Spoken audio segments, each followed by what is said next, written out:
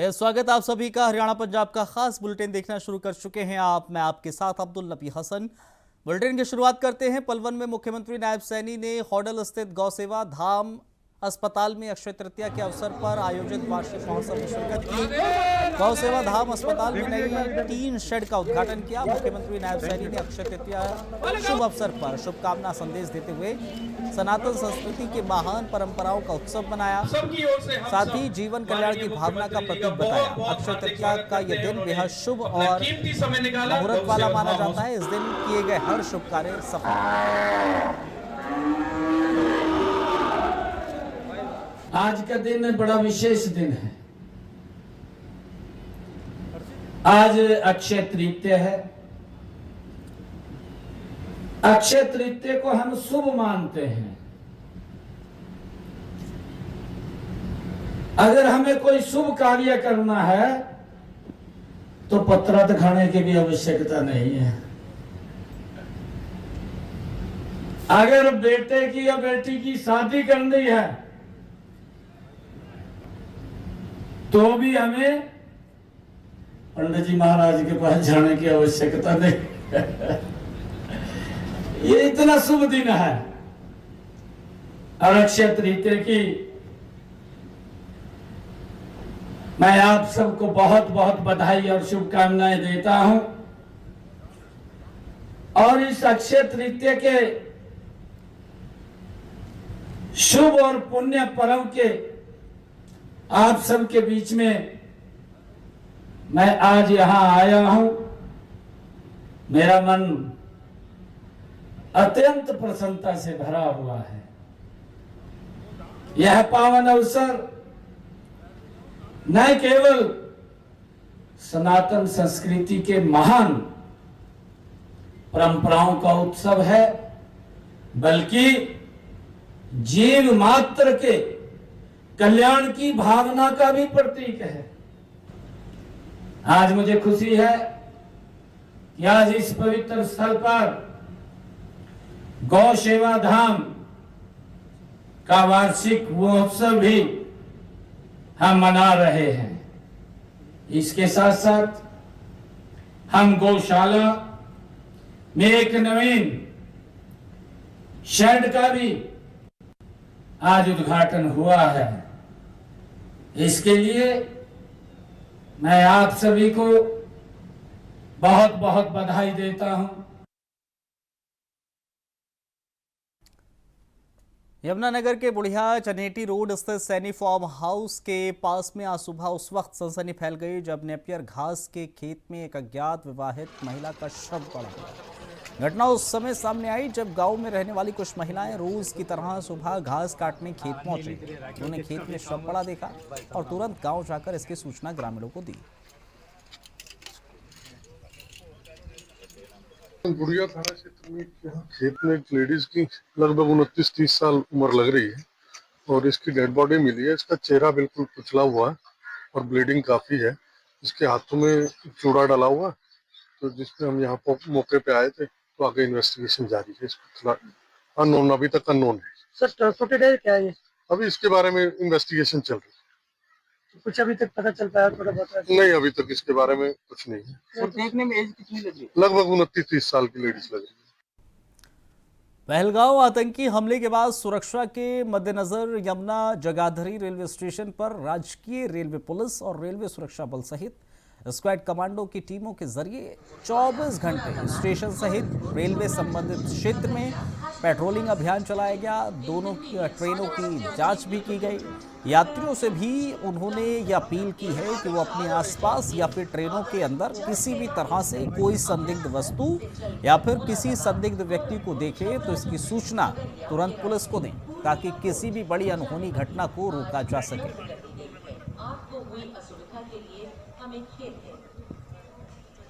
Sir मामला ये है, पहलगाम में जो ये घटना घटी है हमारे देश में, पहलगाम में जो घटना घटी है हमारे देश में, वो बड़ी क्रूरतापूर्वक घटना थी।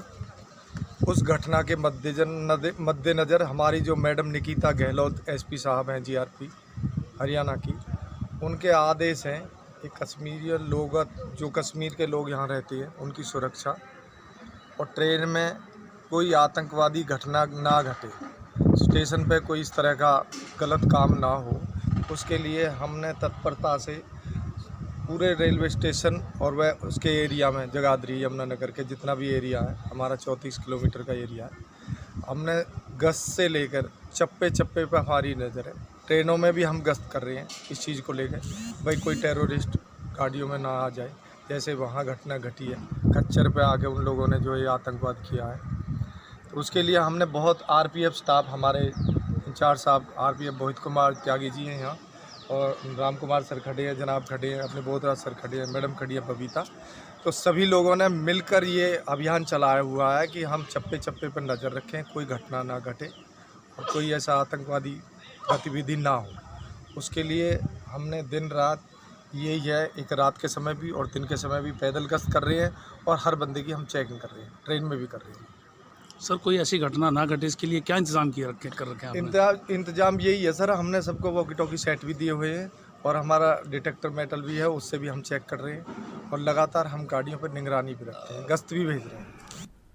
सोनीपत में 28 अप्रैल को पेट्रोल पंप कैशियर से 8 लाख रुपए की लूट के मामले में सोनीपत की स्पेशल एंटी गैंगस्टर यूनिट ने एक आरोपी को गिरफ्तार किया। गिरफ्तार आरोपी विनोद सोनीपत का ही रहने वाला है। वहीं आरोपी ने गिरफ्तारी के बाद खुलासा किया कि कर्ज ज्यादा होने की वजह से उसने खुद ही लूट की झूठी साजिश रची। फिलहाल पुलिस आरोपी को कोर्ट में पेश कर रिमांड पर लेगी। लूट की सूचना देने वाले ही दरअसल लुटेरा निकला था।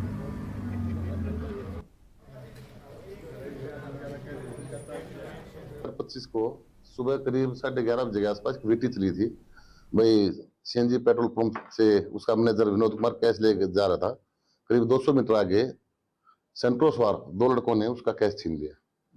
उसके ऊपर जांच करी, जो उसकी जांच की जिम्मेवारी अपना सेक्टर 7 अजय धन की टीम को सौंपी गई। दौरान जांच ये बात सामने आई भी ये मामला प्योर झूठा है। जो सारी कार्रवाई वो बैंक में वो पेट्रोल पंप के मैनेजर द्वारा ही की गई है। क्यों की क्या कारण था? कर्जा था, कर्जा हो गया था कुछ उसको चुकाने के लिए, और जो बता दे भाई झूठ।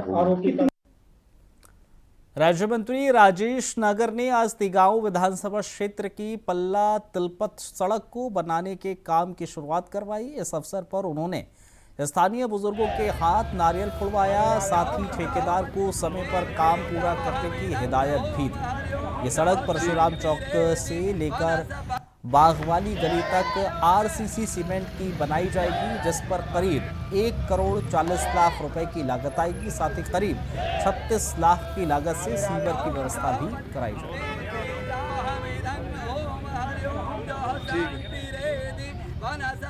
2 करोड़ रुपए से पल्ला तिलपत सड़क का निर्माण कार्य होगा। आज राज्य मंत्री राजेश नागर बाकायदा यहाँ पहुंचे और उन्होंने विकास कार्यों का निरीक्षण किया। जल्द से जल्द मुकम्मल हो जाएगा।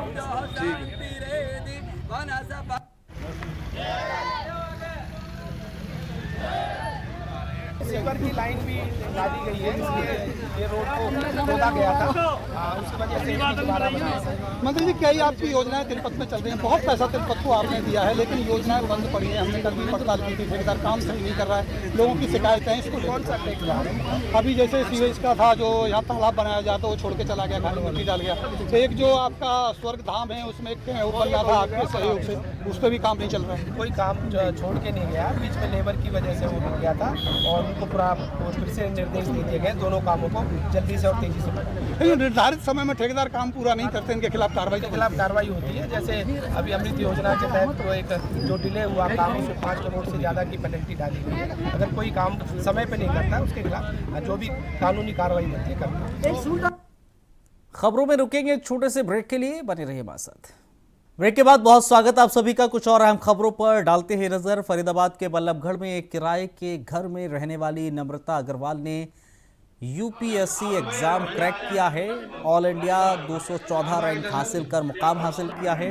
बल्लभगढ़ में रहने वाली नम्रता अग्रवाल ने जब यूपीएससी क्रैक किया, अपने और पूरे परिवार के सपने को पूरा करने का कार्य किया है। दरअसल नम्रता बल्लभगढ़ के एक किराए के घर में रहती है। पिछले 4 साल से इस परीक्षा की तैयारी कर रही है। इससे पहले भी उन्होंने 3 अटेम्प्ट इस एग्जाम के दिए थे, लेकिन पास नहीं हो पाई और उनका नहीं हो पाया था। 3 बार पास ना होने पर भी हौसला नहीं छोड़ा, बल्कि और दोगुनी पढ़ाई कर ये मुकाम हासिल किया।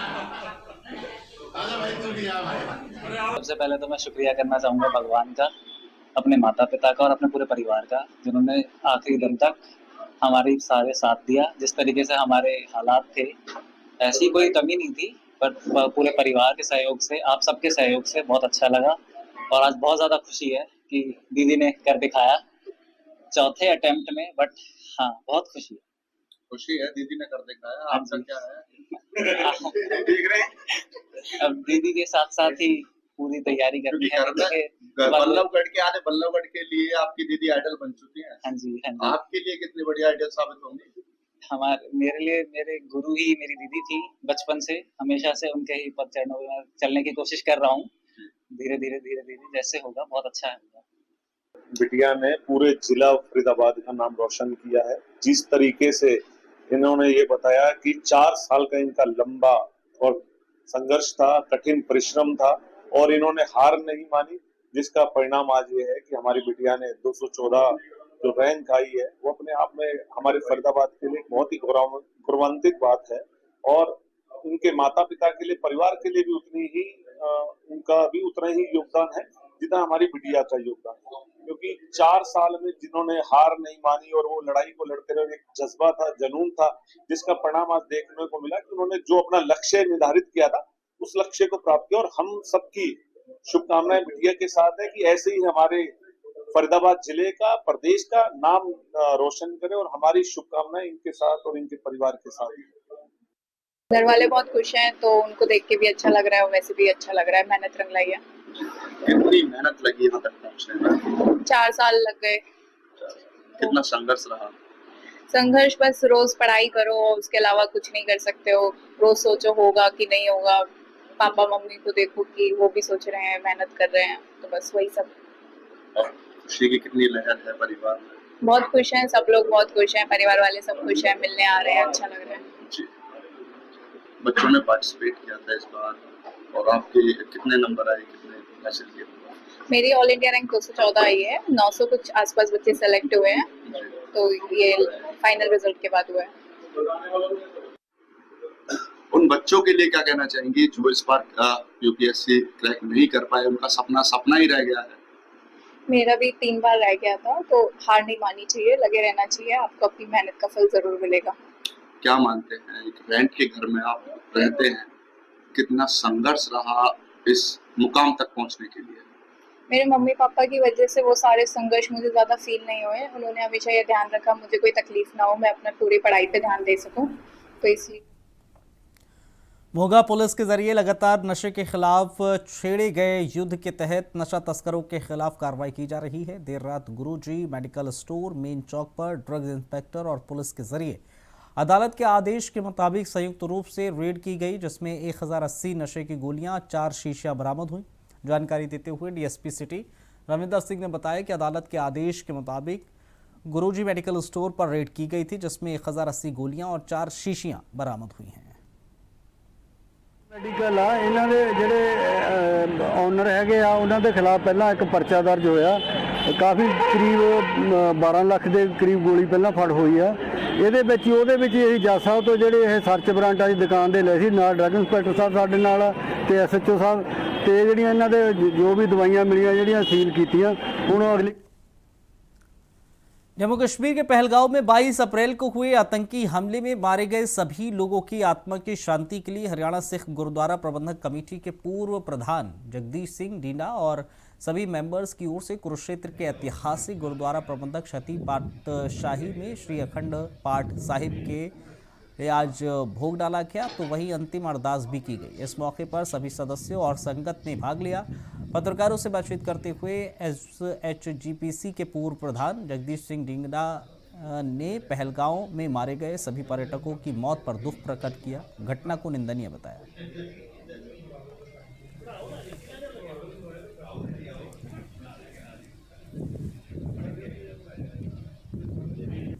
हरियाणा सिख गुरुद्वारा प्रबंधक कमेटी ਵੱਲੋਂ ਜੋ ਕੁਝ ਦਿਨ ਪਹਿਲਾਂ ਪਹਿਲਗਾਮ ਵਿੱਚ ਇੱਕ ਘਟਨਾ ਵਾਪਰੀ ਸੀ,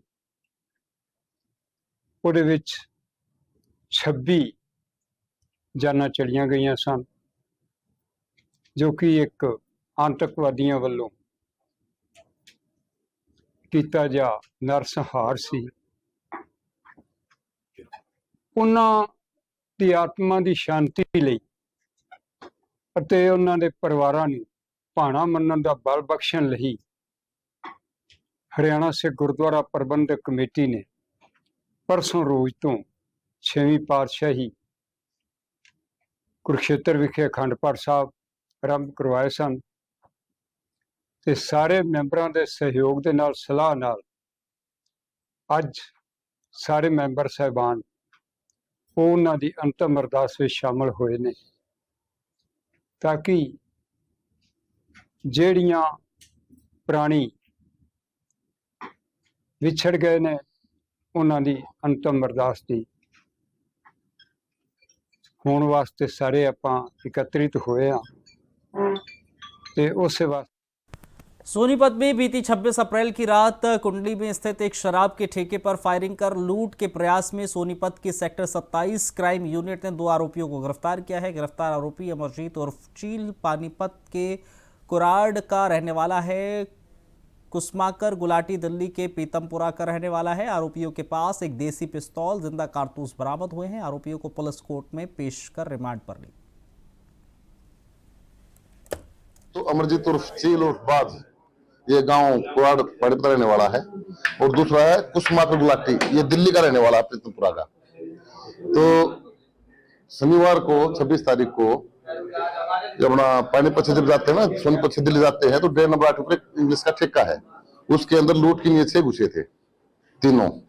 तो सेल्समैन ने बहादुर दिखाते हुए एक को काबू किया, 2 भाग गए थे स्कूटी लेके वहां से, उसको वॉशरूम में बंद कर दिया था, जिसके अंदर सुसाइड कर ली थी। ये कहाँ के रहने वाले दोनों जो गिरफ्तार हुआ है इसमें जो अमरजीत उर्फ बाज है, ये कुराड़ गांव पड़ता है पानीपत में, और ये दूसरा जो कुसमाकर गुलाटी, ये दिल्ली पीतमपुरा रहने वाला है। पहले भी आपराधिक मामले थे? हाँ, इसके ऊपर अमरजीत के ऊपर करीब 4-5 मुकदमे पहले से दर्ज है, लूट के भी है, रेप का भी है, और जो ये कुसमाकर गुलाटी है इसके ऊपर मुकदमे दर्ज है 3-4। कहाँ से गिरफ्तार किया इनको गिरफ्तार किया है अपना महाराणा जी के पास गिरफ्तार किया इनको। तीनों इकट्ठे लूट की वारदात को अंजाम देने आए थे? हाँ, ये उस 26 तारीख को वारदात को अंजाम देने आए थे, जिसमें एक तो मर गया था सुसाइड करके, ये 2 बच गए थे। इनकी अपनी गैंग थी सर? बस ये इसके जो ये था अपना जो मरा है, इसमें एक्सपायर हुआ है, मोटरा लड़का क्या नाम, वही इसी साथ काम करते थे। और जो स्कूटी है इन्होंने ये कुसमाकर दिल्ली से चोरी कर रखी है 21 तारीख को ही, जिस पे वारदात करने के लिए ठेके पर गए थे। उसके बाद भी कोई वारदात की है? ना, उसके बाद कोई नहीं, उसके बाद तो पकड़ी गई। हाँ, इससे 315 बोर का कट्टा और एक जिंदा राउंड बरामद हुआ है।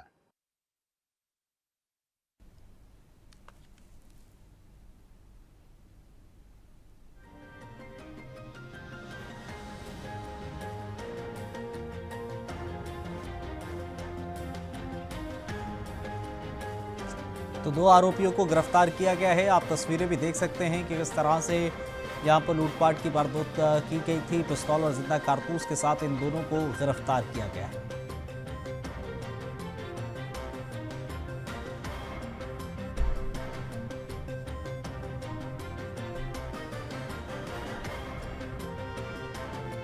तो पिस्तौल और जिंदा कारतूस के साथ इन दोनों को गिरफ्तार किया गया है। शराब के ठेके पर फायरिंग और लूट की वारदात, शराब के ठेके पर लूट की वारदात को अंजाम दिया गया था। तस्वीरें